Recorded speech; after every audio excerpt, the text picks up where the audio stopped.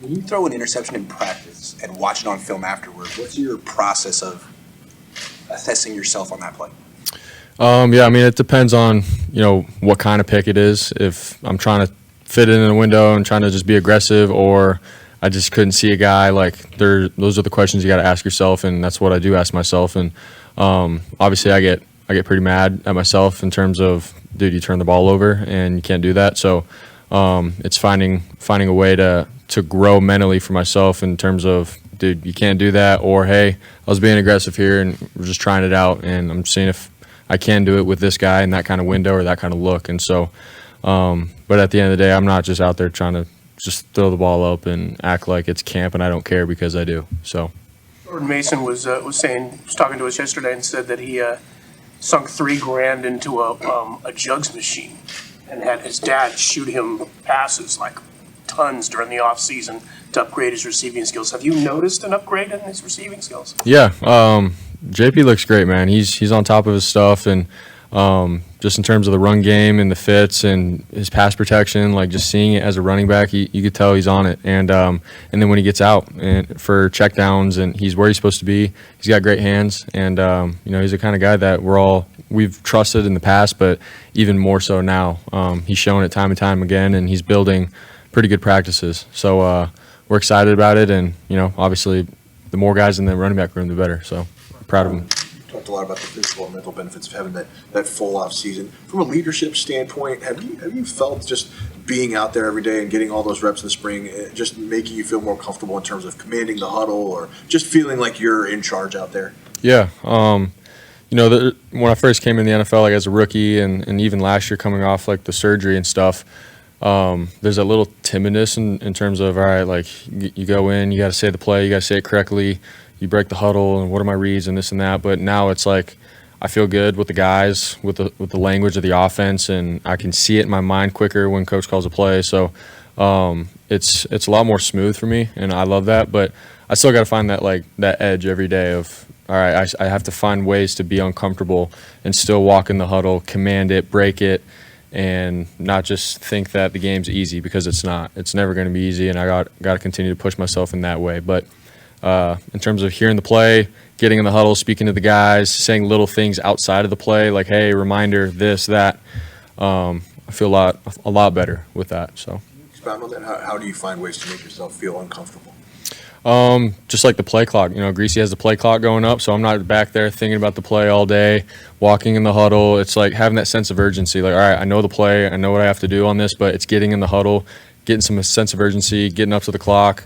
We got 3 seconds left, and even in practice, guys want to get set and then we motion, but my thing is walk up and, hey, let's go. We don't have time, and so let's make it more game realistic. So that's the level that I'm at now with it. Brock, you mentioned you're upset, obviously, to throw a training camp interception. Much was made of the other day. You threw 4 picks in your last 5 attempts. I mean, after something like that, are you get out of my way, I'm super pissed, or or is it just okay, I understand why these things happen? Or I guess what's your emotions, because it became whether you know it or not, a national story.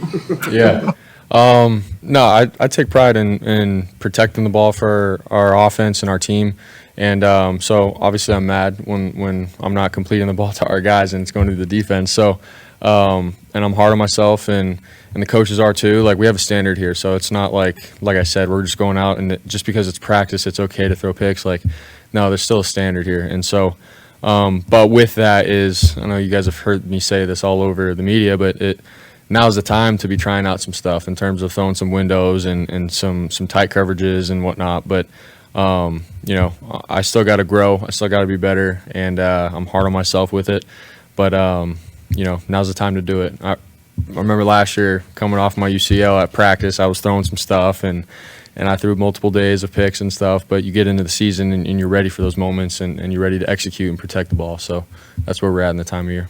You were on the field after practice doing some extra reps with the guys catching. What were you working on? Just throwing on the run. I feel like at practice I can continue to get better at throwing on the run and being in time on throwing on the run. So today after practice, I just wanted to hone in on, we have a day off tomorrow, so I wanted to get after it in terms of staying on the move, being accurate with the throws, and trying to get better. A day like today with no Debo, no McCaffrey, no Ayuk, guys you would be throwing to a lot in games. How does a day like today benefit you? It's good. I mean, obviously, we have like our star players not getting whole lot of reps, so we have other guys stepping up. And for me, it's all right, regardless of the mismatches and all that kind of stuff, I'm going to drop back, go through my reads, and I got to be efficient regardless of, not having my guys out there. So stepping up, going through reads, hitting Chris Conley over the middle, checking the ball down, like being smart. It makes me, play quarterback really efficiently. Not saying when they are on the field, I'm not. But when they're on the field, I'm my antenna's up in terms of, all right, if I do get this look, I'm more tentative to throw in Ayuk or Debo. So a day like this was good for me to just go through reads, take completions, and be efficient. Or Brock, if a new receiver walks in the room, how long does it typically take you rep-wise before you feel real comfortable with that receiver?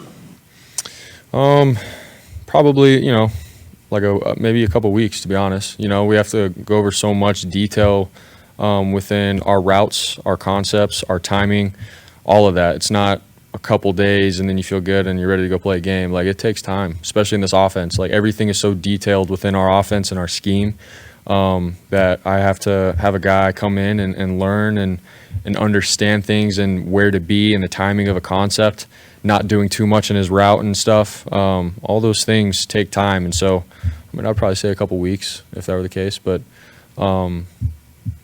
yeah.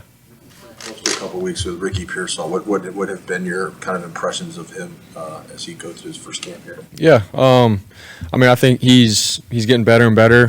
Just more comfortable within our offense, but I think we need more reps. To throw him the ball, need more opportunities and looks, and that'll come. I'm confident in that. But last couple of days, like, I've tried to get him the ball and stuff, and whether he's trying to get held or trying to get in and out of cuts, like, it's sometimes tough at practice because you don't always get the cleanest look, so you're trying to make it happen. But he's doing a good job. He's picking up the playbook. He's learning it real well, and from what we did in the OTAs, and then he had a little setback with his hamstring, so we just got to get back on track with that. But I'm confident that we will. Brock, some of the rapport and timing with Conley back to the Packers game in the playoffs on that out, but it seems like this camp he's been a much more featured target. Has that kind of rapport, how has it grown with him getting more reps, with the first team and all that with you? Yeah, dude, Chris has that veteran mindset. He's smart, and sort of like what I was talking about, just in terms of, he understands the details of our offense, and he understands where he needs to be, the timing, of the concepts and the plays, and so Chris, obviously, he's just got that older veteranness to him where he's smart within plays and reads and knows where to be and where we need him to be. So we've grown obviously from last year playoff games. There's been some clutch plays between us, and he's been where he needs to be, and so in camp, man, he's come in ready to roll. Like, he's got fresh legs, he's moving quick, and like I said, like, we've been able to connect, and that's because he sees the defense really well, and he's supposed to be where he needs to be. So he's done a great job. Brock, even over your preseason game plan, do you anticipate seeing the field next weekend? We haven't talked about that, so we're just taking one day at a time, and I think it all just depends on how practices go and my reps and how I'm feeling and stuff. But I'm sure we'll make a decision here as the game comes closer. So Lenore has earned a lot of praise in camp so far. What have you seen going up against him every day? Yeah, he's a baller, man. He's got just good ball instincts, and he understands football well. He's gotten more and more reps, obviously, as his career's gone on. And, for us, like, every time we walk up to the line and I see him in man coverage, I'm like, all right, this is going to be a battle here. So he pushes our guys. He pushes me. I got to be accurate with the ball because he's going to be on the back hip pretty tightly. And, he's made some really good plays. So going up against him and a bunch of the DBs, man, Ike and then obviously the linebackers in the middle and Tig in the back, like, we got a great defense going up every rep. So they're all pushing us, but Demo's doing a great job. Any early impressions of Mordecai, the rookie? Yeah. He's come in and he's just put his head down and he's gone to work. He's studied his butt off, and in meetings, Greasy's asking him a lot of the questions and stuff to push him and help him continue to develop. And after practice, he's staying. And then, when he's gotten his reps so far, the last couple of days, he's done really well. He's taken what the defense has given him. He's been ready for his opportunity, and I'm happy to see his success, and I know he's going to continue to grow. So Tanner can rip it. So I'm excited for him. Serious question, but I mean, you make relatively little in salary, and so you've done a lot of commercials and stuff. Does that provide a nice supplemental income? Like seriously. Next question. No, I'm just kidding. I get it. And like, how is it? I assume you've got a lot of opportunities, and you probably haven't taken them all. But what is the process like? Is it your agent says, "Hey, Brock, what about this?" Or you just like, how is it presented to you, and how do you decide? Okay, that sounds good. Yeah.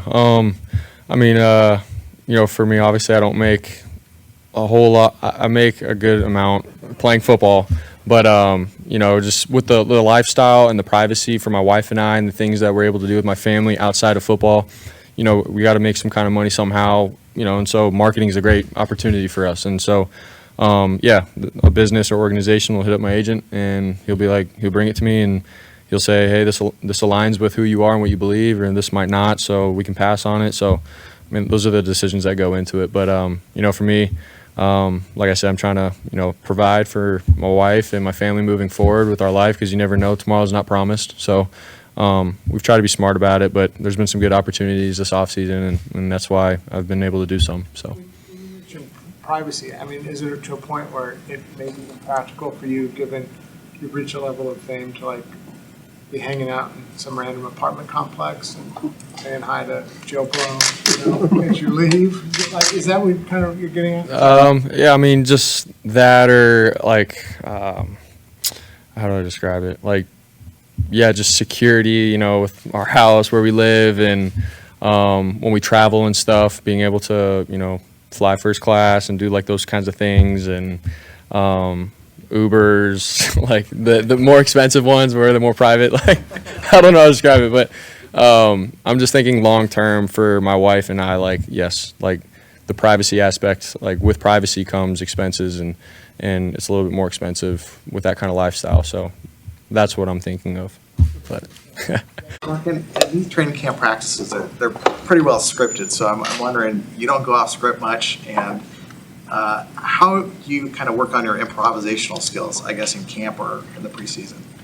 Yeah, I mean, once you get in the season and like a regular season game, things break down. That's part of football, going off schedule and finding guys in the scramble drill and all that kind of stuff. So when you're in practice, you got your scripted plays, and you want to be on time, you want to go through your progressions, but the minute something breaks down, for me, I'm still trying to treat it like a live rep, and it really is for the receivers as well, like for us to find each other, find open space, and work on those kinds of things. If you just sit there and take a sack, which it might be in a game, but for practice, it's like, hey, let's continue to try to find something to work on. So that's how I look at it.